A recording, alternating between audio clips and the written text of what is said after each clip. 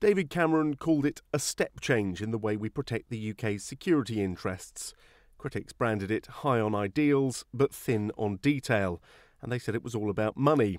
That's why today's figures make uncomfortable reading to some. The MOD says the payments are linked to performance and salary, £39.7 million in total this financial year. For senior officials, the average award is £8,000. Across the whole staff, the average is £677, though the MOD points out more than half its staff earn under £20,000 a year. Last year, the armed forces saw their operational allowance doubled. But this year, some other allowances are facing cuts, likely to be detailed soon. And like civil servants, the armed forces face a 2-year public sector pay freeze, meaning 3/4 of them will get no more than annual increments.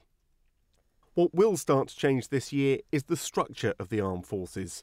The Ministry of Defence now has a business plan with deadlines. The next big change will come once again here in Westminster. Later this month, the government will publish its new Armed Forces Bill. As well as court-martial powers and service policing, there will be changes to personnel policy. The government has promised to enshrine parts of the military covenant into law, and a new employment model for the armed forces. The army is facing 7,000 job cuts over 4 years. The Sunday Times claimed the figure might have to go up. The Defence Secretary says the plans are being developed and refined.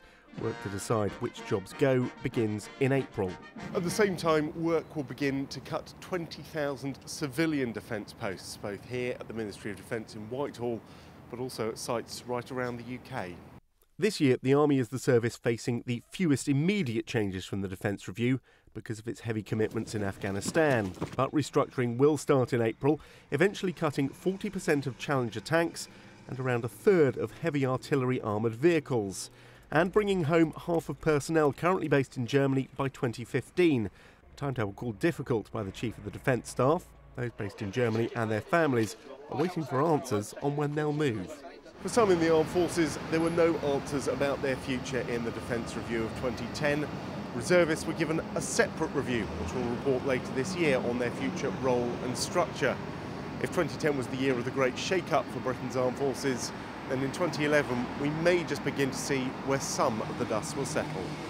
James Hirst, Forces News, Central London.